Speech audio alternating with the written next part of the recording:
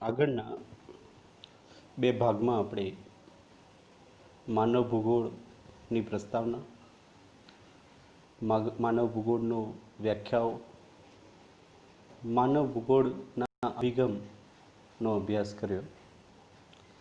આજના ત્રીજા ભાગમાં આપણે નિશ્ચયવાદ, નિયતિવાદ વિશે વાત કરીશું. નિશ્ચયવાદ કે નિયતિવાદ એને ઇંગ્લિશમાં ડિટરમિનિઝમ તરીકે ઓળખવામાં આવે છે.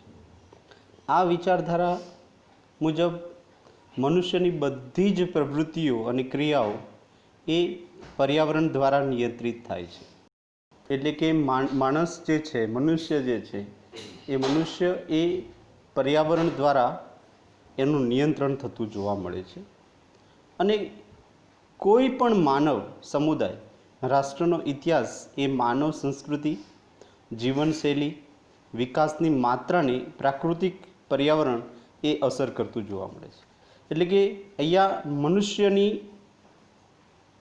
કોઈ પણ ક્રિયા છે, એ પછી જે તે દેશનો, રાષ્ટ્રનો ઇતિહાસ હોય, એ માનવ સંસ્કૃતિ હોય, એની જીવનશૈલી હોય, આ બધાના વિકાસ ઉપર પર્યાવરણની અસર એ વ્યાપક પ્રમાણમાં જોવા મળે છે એવું આપણને આ વિચારધારા કરે છે. આ વિચારધારા મુજબ માનવી એ નિષ્ક્રિય પરિબળ છે. માનવી એ પ્રકૃતિમાં કોઈ મોટું પરિવર્તન લાવી શકતો નથી, કારણ કે માનવી એ કેવું પરિબળ છે? તો નિષ્ક્રિય પરિબળ છે. અને એનું જે સક્રિય પરિબળ હોય એ શું છે? તો એનો સક્રિય પરિબળ એ પ્રકૃતિ છે.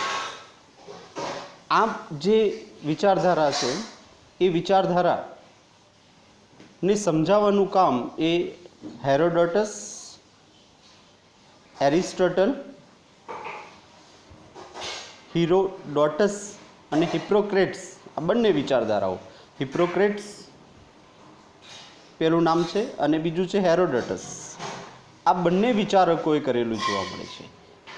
એ સિવાય ગ્રીક ચિંતક હતા જેમનું નામ છે એરિસ્ટોટલ અને સ્ટ્રેબો, આ વિદ્વાનોએ પણ નિશ્ચયવાદી જે વિચારધારા છે એ નિશ્ચયવાદી વિચારધારાને સમજાવવાનો પ્રયત્ન કર્યો છે.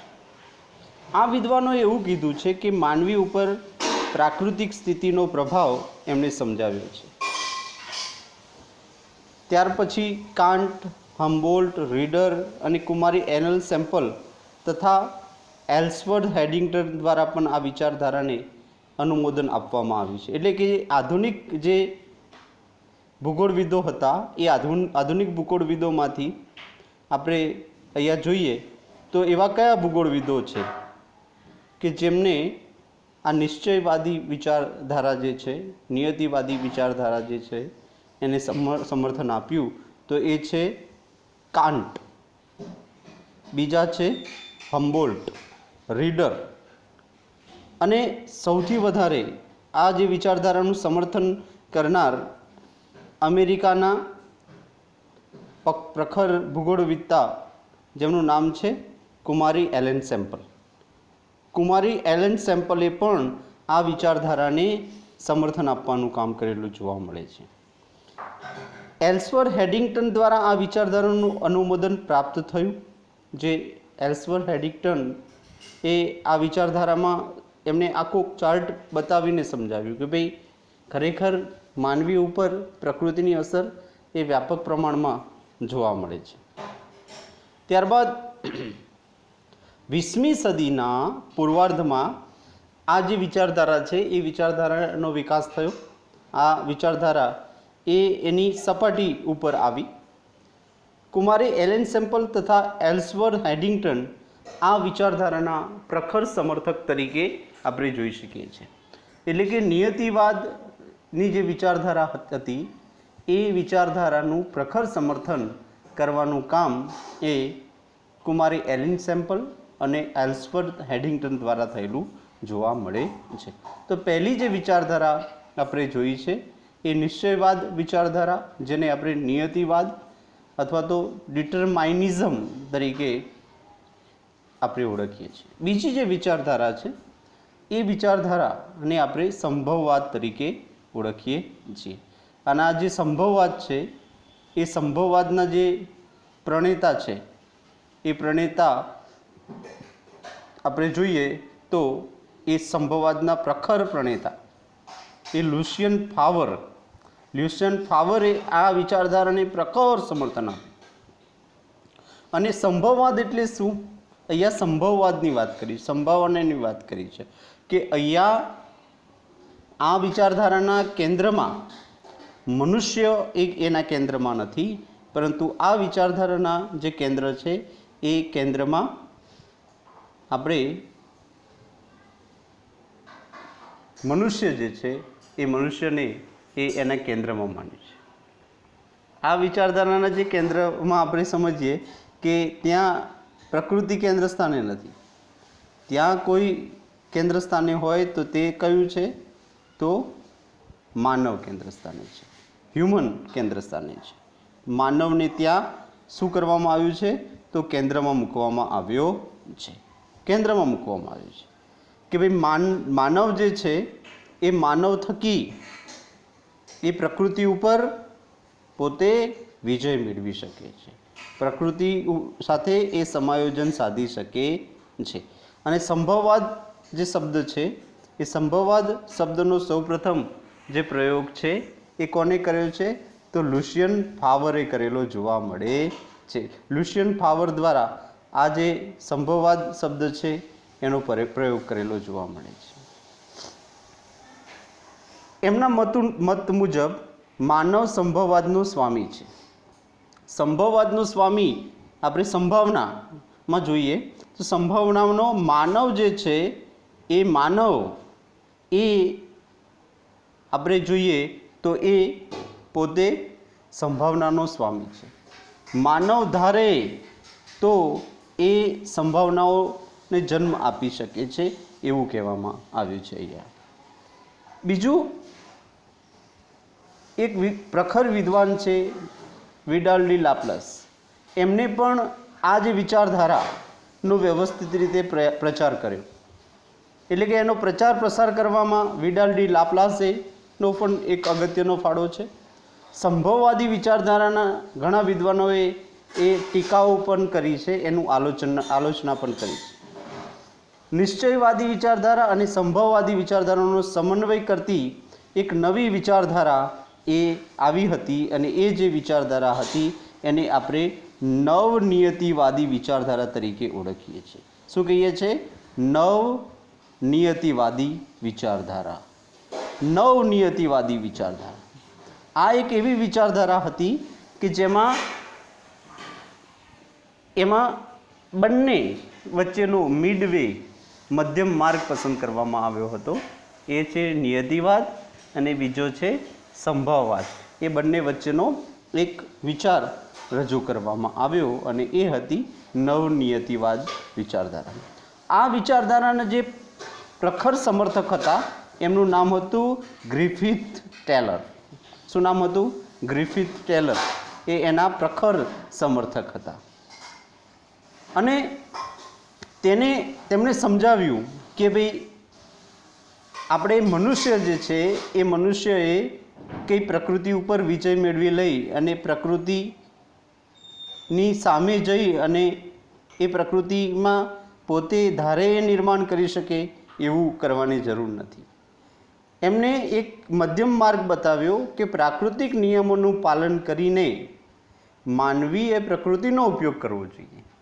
પ્રાકૃતિક નિયમોનું અહીંયા નિયમોનું પાલન કરવાનું છે. પ્રકૃતિએ બનાવેલા કેટલાક નિયમો છે, એ નિયમો જે લો છે પ્રકૃતિના એનું પાલન કરવાનું છે, અને એનું પાલન કરીને એને પ્રકૃતિની મદદથી માનવ એ પોતાનો વિકાસ કરી શકે છે એવી વાત એમને કરી.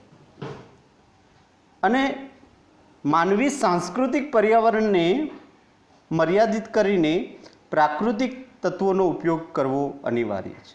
કારણ કે અહીંયા એવું કીધું છે કે માનવીએ પ્રાકૃતિક પર્યાવરણનો ઉપયોગ કરવો જોઈએ. પ્રાકૃતિક પર્યાવરણનો ઉપયોગ કરીને એને શું કરવાનું છે? તો સાંસ્કૃતિક પર્યાવરણના જે નિર્માણ થાય પણ એમાં પ્રાકૃતિક તત્વોનો ઉપયોગ એને વધારેમાં વધારે કરવાનો છે. શાનો ઉપયોગ કરવાનો છે? તો પ્રાકૃતિક તત્વોને એને વધારેમાં વધારે ઉપયોગ કરવાનો છે. પ્રાકૃતિક પર્યાવરણને નુકસાન ન થાય, પ્રાકૃતિક પર્યાવરણને કોઈ પણ પ્રકારની હાનિ ન થાય એ રીતે એને માનવ સમાજ અને માનવીની જે માનવ સર્જિત સમસ્યાઓ છે એ સમસ્યાઓનું નિરાકરણ લાવવાનું છે. અને આ રીતે પ્રકૃતિનો ઉપયોગ કરીને પણ માનવીનો વિકાસ થઈ શકે છે. અને આ દ્વારા આપણે માનવનો વિકાસ રૂંધાય નહીં અને પ્રકૃતિને પણ નુકસાન ન થાય એ પ્રકારની જે વિચારધારા જે આવી એને આપણે નવનિયતિવાદી વિચારધારા તરીકે ઓળખીએ છીએ. અને પ્રશ્ન આપણને પૂછાય કે નવનિયતિવાદી વિચારધારાના પ્રખર સમર્થક કોણ છે? તો તમારે એનો જવાબ આપવાનો છે. એ છે, આ પ્રશ્ન ઘણીવાર પૂછાયો છે, એમનું નામ છે ગ્રિફિથ ટેલર. ગ્રિફિથ ટેલર એક એવા છે કે જેમને નવનિયતિવાદી વિચારધારા આપેલી જોવા મળે છે. ત્યારબાદ આગળ આપણે જોઈએ છે એ બીજો એક અભિગમ. આગળનો જે અભિગમ જોયો આપણે એ નિયતિવાદી નિશ્ચયવાદી અભિગમ પહેલો, ત્યારબાદ સંભવવાદી અભિગમ અને આ નવનિયતિવાદી અભિગમ. ઓકે, આ બધી વાતો આપણે કરી. અને હવે આપણે જે વાત કરવાનું છે તે છે વર્તનલક્ષી અભિગમ. વર્તનલક્ષી અભિગમ, જેને આપણે ઇંગ્લિશમાં બિહેવિયરલ એપ્રોચ તરીકે ઓળખીએ છીએ. કોઈપણ ક્ષેત્રમાં ઉત્પન્ન થતું સાંસ્કૃતિક પર્યાવરણ તે ક્ષેત્રના માનવીના વ્યક્તિગત ગુણો, માન્યતાઓ, મૂલ્યો, વ્યવહારો, રીત રિવાજો વગેરેનું પરિણામ છે. એટલે કોઈ પણ સાંસ્કૃતિક પર્યાવરણનું નિર્માણ થાય તો એ સાંસ્કૃતિક પર્યાવરણનું જે નિર્માણ થાય છે એ સાંસ્કૃતિક પર્યાવરણના નિર્માણ પાછળ કોનો ફાળો રહેલો છે? તો સાંસ્કૃતિક પર્યાવરણના નિર્માણ પાછળ જે ફાળો રહેલો છે એ માનવીનો તો છે જ, પણ માનવીનો આ જે ફાળો છે એ માનવી કેવી રીતે એ ફાળો આપી શકે છે? તો દરેક ક્ષેત્રમાં રહેતો જે માનવી છે એના પોતાના કેટલાક ગુણો છે, માન્યતાઓ છે, મૂલ્યો છે, એના વ્યવહારો છે, એના રીત રિવાજો છે. આ બધા દ્વારા શું થાય છે? તો લોકોનું વર્તન નક્કી થતું હોય છે. અને આ લોકોના વર્તન જે છે એ આખું માનવ સમુદાય એ આકાર લેતો હોય છે. અને માનવ સમુદાય જે વર્તનોનો આકાર લેતો હોય છે તેના કારણે એની જીવનશૈલી અને નું નિર્માણ થાય છે. અને આ બધું જ કારણ કે માનવી દ્વારા આખું જે પર્યાવરણનું નિર્માણ થાય છે એને આપણે સાંસ્કૃતિક પર્યાવરણ તરીકે ઓળખીએ છીએ, જેને ઇંગ્લિશમાં આપણે કલ્ચરલ એન્વાયરમેન્ટ તરીકે ઓળખવામાં આવે છે. એને શું કહેવામાં આવે છે? સાંસ્કૃતિક પર્યાવરણ. શું કહેવાય છે? સાંસ્કૃતિક પર્યાવરણ તરીકે એને ઓળખવામાં આવે છે. હવે આગળનો અભિગમ આપણે એક જોવાનો છે બીજો, અને એ છે માનવ કલ્યાણલક્ષી અભિગમ, જેમાં હ્યુમન વેલફેર એપ્રોચ એવું કહેવામાં આવે છે. આ અભિગમ એ માનવી જે છે એ માનવીના પર્યાવરણના સંદર્ભમાં એનો પ્રાદેશિક અભ્યાસ થાય છે. અને આ અભિગમ એક એવો છે કે જે એવી સામાજિક વ્યવસ્થા ઉપર ભાર મૂકે છે કે જેના દ્વારા વિશ્વના તમામ નાગરિકો બધા જ સાધનો અને સંપદાઓનો સમાન અધિકાર પ્રાપ્ત થાય. આ એક એવી વિચારધારા છે કે જે વિચારધારા સામાન્ય રીતે બધા માનવીઓને સમાન રાખી અને જીવન વ્યતીત કરવાની વાત કરે છે. બધા માનવીઓ કેવા છે? તો સમાન છે. એવું માનવ કલ્યાણલક્ષી અભિગમ કહે છે, જેને હ્યુમન વેલફેર એપ્રોચ તરીકે ઓળખવામાં આવે છે. એટલે તમામ નાગરિકોને, વિશ્વના તમામ નાગરિકોને સંસાધનો ઉપર કેવો અધિકાર? તો સમાન અધિકાર. એને એટલે જ એ સામાજિક ન્યાયની વાત કરે છે, સોશિયલ જસ્ટિસની વાત કરે છે. કારણ કે માનવીની જે પ્રાથમિક જરૂરિયાતો છે એ તો એને પ્રાપ્ત થાય જ, પણ સાથે સાથે એ જે સમાજમાં રહે છે એ સમાજના બધા લોકોને પ્રાથમિક જરૂરિયાતોની સાથે સાથે ભૌતિક સંસાધનોમાં એને યોગ્ય હિસ્સેદારી મળે એ પ્રકારનો આ એક અભિગમ છે. કારણ કે વિશ્વમાં ઘણી બધી સમસ્યાઓ, એ પછી ગરીબી હોય, ભૂખમરો, દુષ્કાળ, રંગભેદ, જાતિ વિગ્રહ, આતંકવાદ છે, અહીંયા માનવ સર્જિત આ બધી હોનારતો છે. એ હોનારતો જે છે એ પ્રાકૃતિક પર્યાવરણના સંદર્ભમાં જોઈએ તો પ્રકૃતિ કોઈની સાથે અન્યાય કરતી નથી. એટલા માટે અહીંયા આ જે વિચારધારા છે એ સોશિયલ જસ્ટિસની વાત કરે છે, એટલે કે એ સામાજિક ન્યાયની વાત કરતી જોવા મળે છે. હવે આ જે વિચારધારા છે એ એક તો માનવીની સુખાકારીની વાત કરે છે, માનવ કલ્યાણની વાત કરે છે, પ્રાથમિક જરૂરિયાતો બધાને મળી રહે એવી વાત કરે છે. માનવ ભૂગોળનો આ જે અભિગમો છે એ અભિગમો એ જુદા જુદા વિદ્વાનોએ આપ્યા છે. એમાંના નામ આપણે જોઈએ તો રીટર છે, રેડઝેલ છે, પછી હેડિંગ્ટન, બ્લાસ, બ્રોન્સ, ડિમાજિયા, ફ્રિન્ચ, ટ્રેવાર્થ, ડિક્સન, વાઇટ્સ વગેરે જે વિદ્વાનો છે એ વિદ્વાનોએ આ બધી વિચારધારાઓમાં પોતાનો ફાળો આપ્યો છે. પણ અહીંયા આપણે જે વિચારધારાઓનો અભ્યાસ કર્યો એ વિચારધારાઓમાં છેલ્લી માનવ કલ્યાણલક્ષી વિચારધારાઓનો અભ્યાસ કર્યો. હવે આ જે બધી વિચારધારાઓ જુદા જુદા વિદ્વાનોએ આપી છે, આ બધી જે વિચારધારાઓ છે એ વિચારધારાઓનો આપણે એક તુલનાત્મક અભ્યાસ કરીએ, એની તુલના કરીએ તો આપણને ખ્યાલ આવે કે બધી જે વિચારધારાઓ છે એ કંઈક ને કંઈક વાત આપણી સમક્ષ કરી છે. કારણ કે પહેલી વાત તો આપણી સમક્ષ આવે છે માનવ અને પ્રાકૃતિક પર્યાવરણ વચ્ચેના સંબંધોનું વિશ્લેષણ. માનવ અને પ્રાકૃતિક પર્યાવરણ વચ્ચેના સંબંધોનું પહેલાં વિશ્લેષણની વાત કરે છે. અને એમાં પહેલી વાત આપણે નિશ્ચયવાદી વિચારધારા. આ વિચારધારા મનુષ્યની દરેક પ્રવૃત્તિમાં કોને કેન્દ્ર સ્થાને ગણે છે? તો પર્યાવરણને કેન્દ્ર સ્થાને ગણે છે. એટલે કે જે નિશ્ચયવાદી વિચારધારા છે એ નિશ્ચયવાદી વિચારધારામાં આપણે જોઈએ તો કેન્દ્ર સ્થાને કોણ છે? તો એ માનવ છે. માનવ એ એના કેન્દ્ર સ્થાને જોવા મળે છે, એના કેન્દ્ર સ્થાને છે. ત્યારબાદ બીજી જે વિચારધારા, કારણ કે માનવ કેમ કેન્દ્ર સ્થાને છે? કારણ કે માનવ એ પર્યાવરણનો એક મહત્ત્વનું તત્વ છે અને રાષ્ટ્ર ઇતિહાસના સાંસ્કૃતિક લોકોની જીવનશૈલી અને વિકાસની દિશાને પ્રાકૃતિક પર્યાવરણ જ અસર કરતું જોવા મળે છે. સંભવવાદી વિચારધારા એ જ વસ્તુની વાત કરે છે કે માનવ એ શું છે? એમાં કેન્દ્ર સ્થાને જોવા મળે છે. કારણ કે એ કેવો છે? ક્રિયાશીલ ભૂમિકામાં છે, એટલા માટે એ કેન્દ્ર સ્થાને જોવા મળે છે.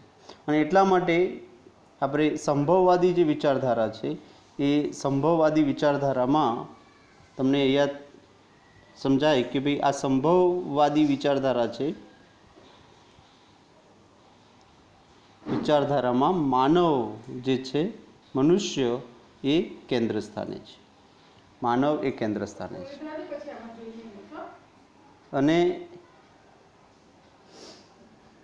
આપણે જ્યારે નિશ્ચયવાદી વિચારધારાની વાત કરીએ છીએ, નિશ્ચયવાદી વિચારધારા જેને નિયતિવાદ પણ કહે છે, એના કેન્દ્ર સ્થાનમાં જોવા જઈએ તો પ્રકૃતિ છે અથવા તો પ્રાકૃતિક પર્યાવરણ એના કેન્દ્ર સ્થાને જોવા મળે છે.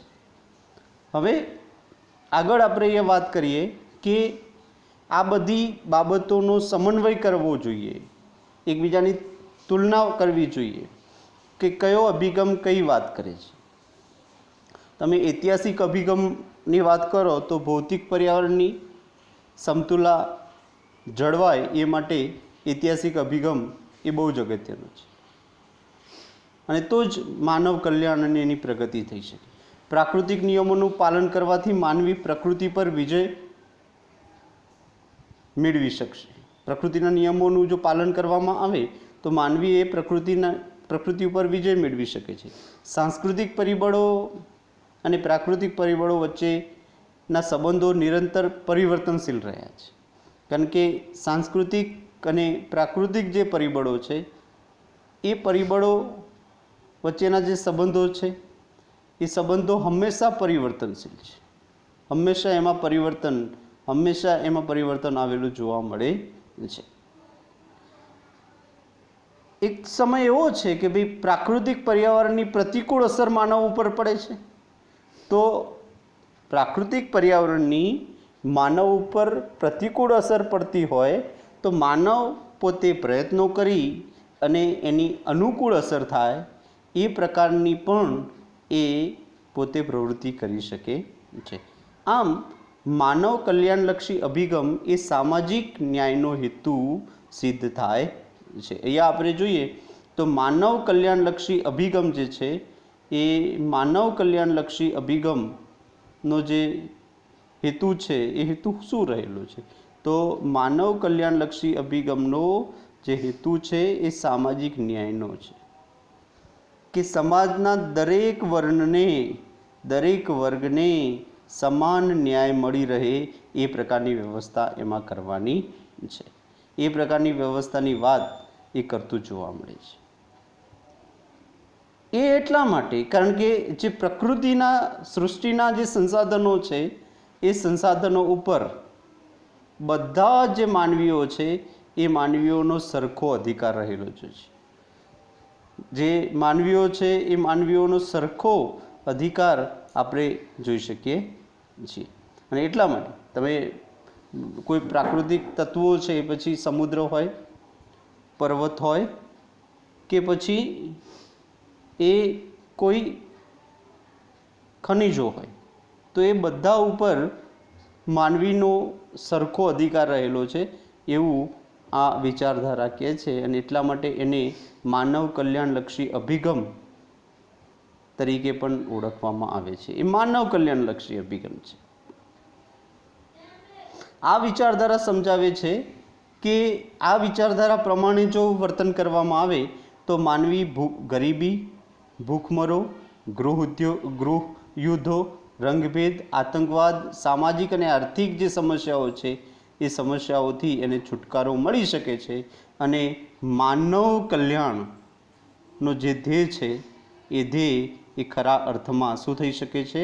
તો સાકાર થઈ શકે છે. તો એ માટે આ જે અભિગમ છે એ અભિગમ આ બધી વાતો આપણી સાથે કરતું જોવા મળે છે. આમ માનવ ભૂગોળના અભ્યાસના ભિન્ન અભિગમો માનવને કેન્દ્ર સ્થાને રાખી માનવીના ઘર તરીકે પૃથ્વીના અભ્યાસનું દિશા નિર્દેશન કરતો જોવા મળે છે.